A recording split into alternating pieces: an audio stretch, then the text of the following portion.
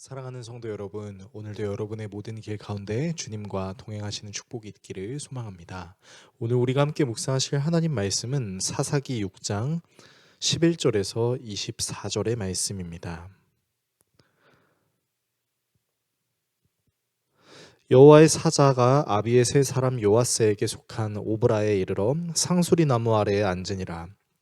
마침 요아스의 아들 기드온이 미디안 사람에게 알리지 아니하려 하여 밀을 포도주 틀에서 타작하더니 여호와의 사자가 기드온에게 나타나 이르되 큰 용사여 여호와께서 너와 함께 계시도다 하매 기드온이 그에게 대답하되 오 나의 주여 여호와께서 우리와 함께 계시면 어찌하여 이 모든 일이 우리에게 일어났나이까 또 우리 조상들이 일찍이 우리에게 이르기를 여호와께서 우리를 애굽에서 올라오게 하신 것이 아니냐 한 그 모든 이적이 어디 있나이까 이제 여호와께서 우리를 버리사 미디안의 손에 우리를 넘겨주셨나이다 하니 여호와께서 그를 향하여 이르시되 너는 가서 이 너의 힘으로 이스라엘을 미디안의 손에서 구원하라 내가 너를 보낸 것이 아니냐 하시니라.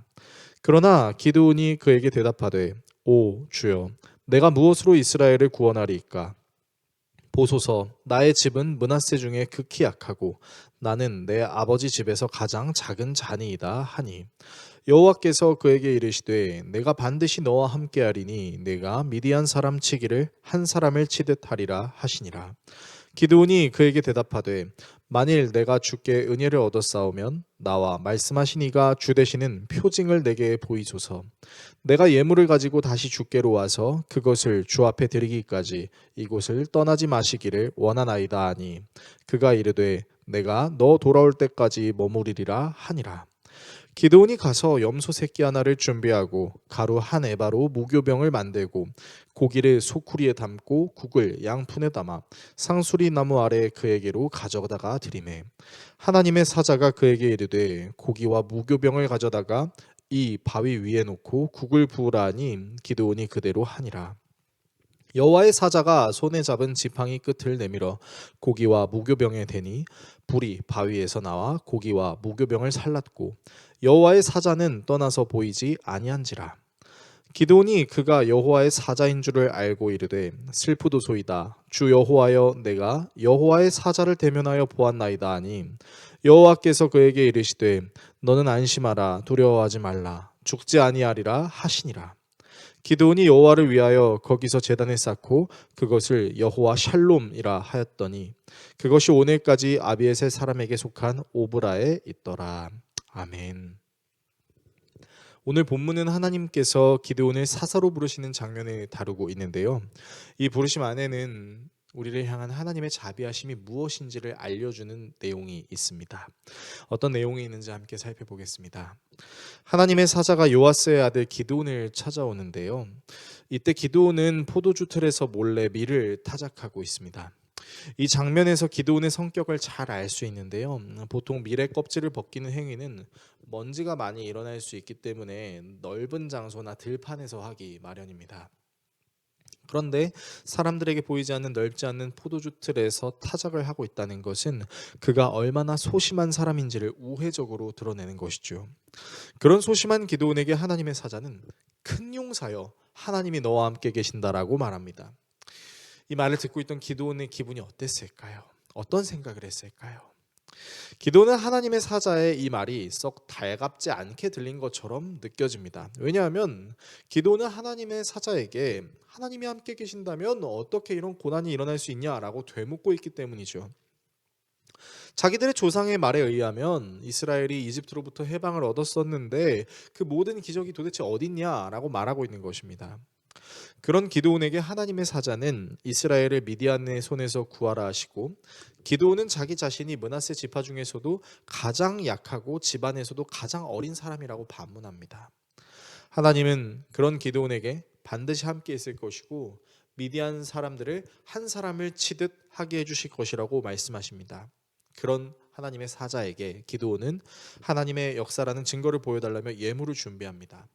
염소 새끼로 만든 요리, 누룩을 넣지 않은 빵을 하나님의 사자에게 주고 하나님의 사자는 바위 위에 고기와 빵을 놓고 국물을 부으라고 명령합니다.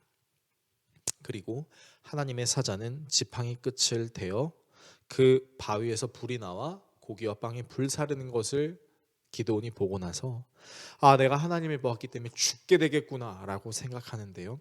그때 하나님께서 안심하라, 두려워하지 말라라고 말씀하심으로 오늘 본문이 마무리됩니다. 오늘의 말씀을 우리의 삶에 어떻게 적용해야 할까요?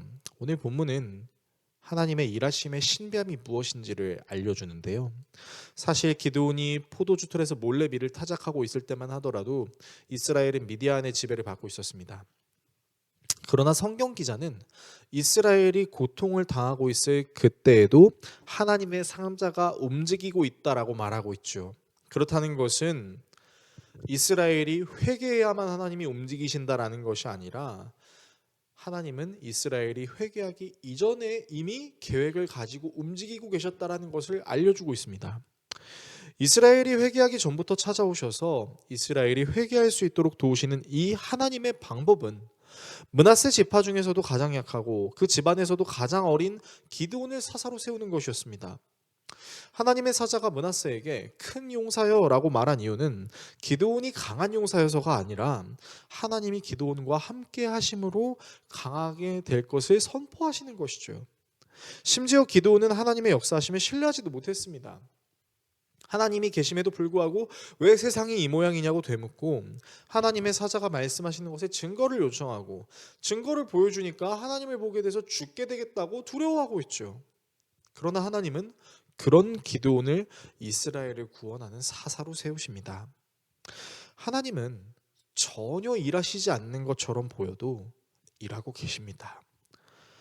또한 하나님은 전혀 일을 하지 못할 것 같은 사람도 세우셔서 하나님의 일을 하십니다. 사실상 기드온은 하나님께 모세와 같은 리더를 달라고 말한 것임에도 불구하고 하나님은 그런 기드온을 모세와 같은 사람으로 세우신다는 것이죠. 무엇보다 이 하나님은 모든 인류가 죄인으로 살 것을 이미 아셨음에도 불구하고 그런 우리의 죄의 문제를 해결하시기 위해 예수 그리스도 또한 계획하셨죠. 이 하나님을 믿는 믿음이 있다면 우리는 하나님은 일하시지 않는 것 같아 라고 말하기 전 정말로 하나님이 일하시지 않는 걸까를 다시 생각할 수 있을 것이고 설령 우리의 눈에 하나님이 일하시는 것처럼 보이지 않는다 할지라도 그럼에도 불구하고 하나님은 일하고 계신다. 내가 전혀 상상할 수 없는 하나님을 전혀 신뢰하지 못하는 나약한 나도 하나님께서 사용하신다라는 믿음을 주실 것입니다. 이 사실을 기억하시는 저와 여러분 모두가 될 수 있기를 예수 그리스도의 이름으로 축원합니다. 기도하겠습니다. 우리를 사랑하시는 하나님, 하나님은 일하시지 않는 것 같아 라고 말하고 싶을 때가 있습니다. 그러나 그 말을 하기 전에 하나님이 일하고 계신다는 것을 볼 수 있게 하여 주시고 그 하나님의 역사가 연약한 나에게도 일어날 수 있다는 것을 믿는 믿음으로 오늘을 살아가게 하여 주십시오. 예수 그리스도의 이름으로 기도합니다. 아멘.